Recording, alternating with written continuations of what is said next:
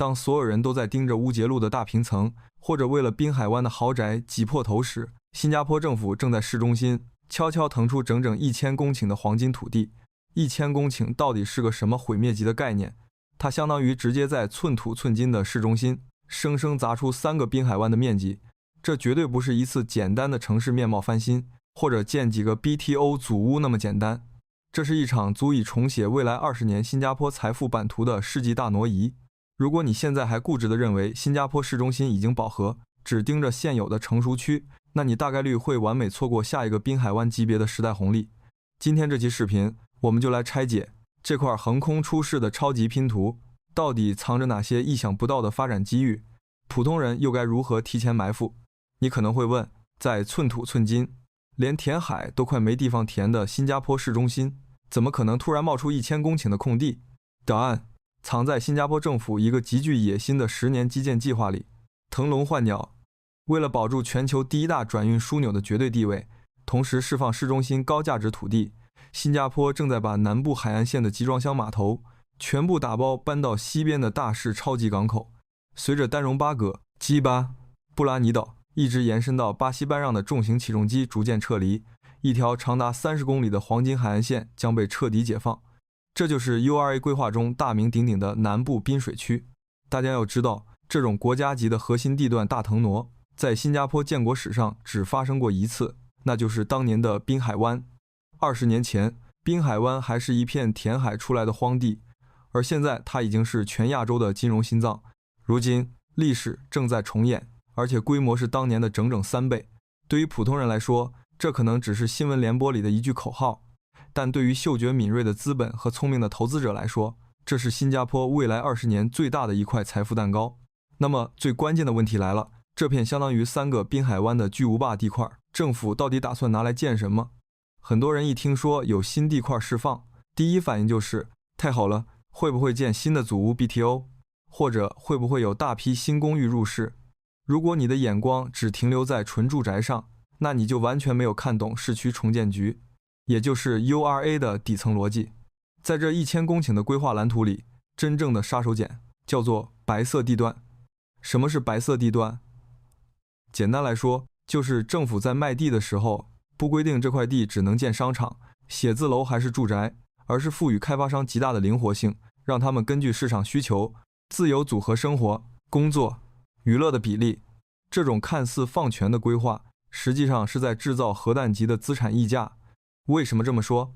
因为纯住宅是很难自己凭空产生极高溢价的，真正能把地价托举到天上的是顶级商业生态和超级综合体带来的虹吸效应。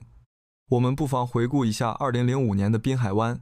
当时的尺价不过1000新币出头，很多人还嫌弃那里没配套、没人气。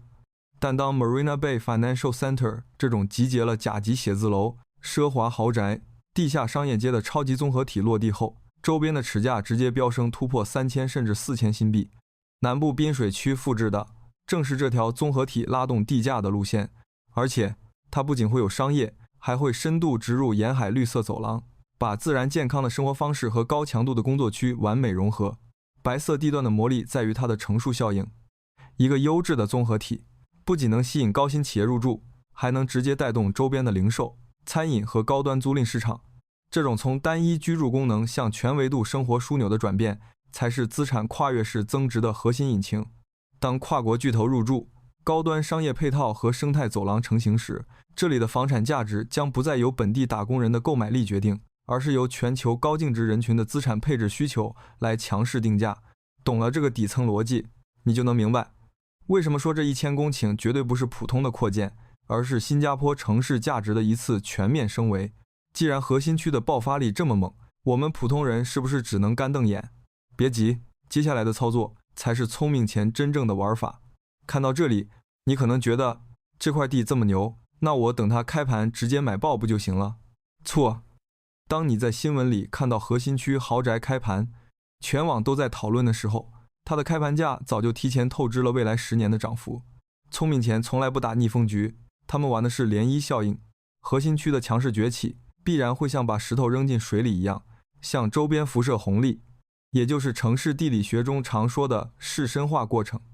你的目光不应该死盯着那1000公顷的正中心，而应该看向它的边缘，比如第4游区的直落布兰雅港湾一带，以及第5游区的巴西班让。在评论区告诉我，你觉得第4游区和第5游区未来5年的爆发力哪个更强？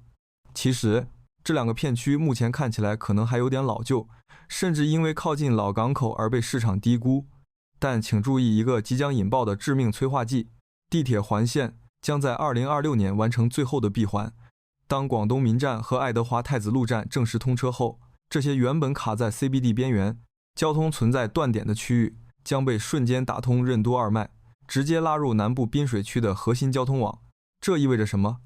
意味着原本只能租给普通白领的老房子，未来将迎来大批在南部滨水区跨国企业上班的高薪高管。租金回报率的飙升就是资产重估的前奏。买在核心区旁边1到3公里的辐射带，寻找那些具备旧改潜力或者地契年限还有优势的项目，用更低的入场券去享受同样级别的基建升级红利，这才是胜率最高、安全垫最厚的实操策略。不仅如此，随着吉巴俱乐部的重新开发，周边的生活配套也会迎来肉眼可见的升级。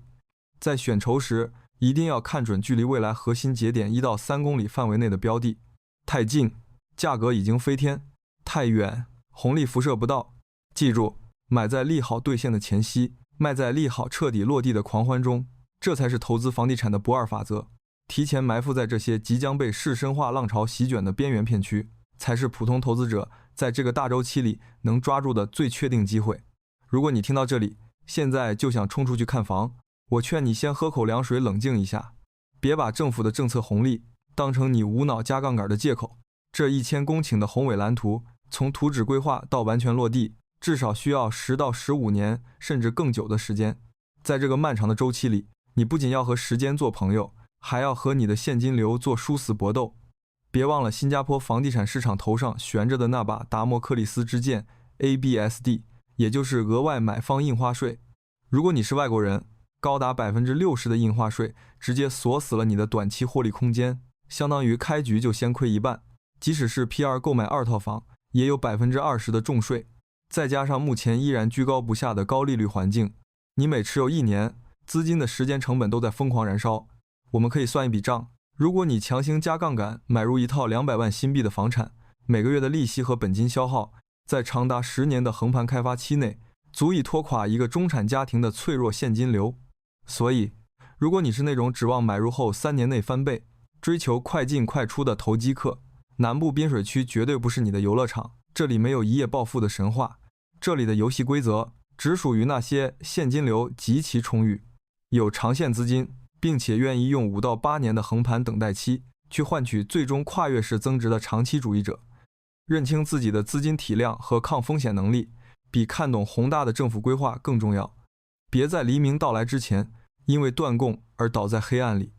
从建国初期的玉廊工业区，到20年前的滨海湾，再到如今这1000公顷的南部滨水区大挪移，新加坡每一次的财富阶层跨越，都藏在这些极其克制又极具野心的土地规划里。历史的列车已经启动，这1000公顷的腾挪是时代的馈赠，也是对投资者眼光和耐心的终极考验。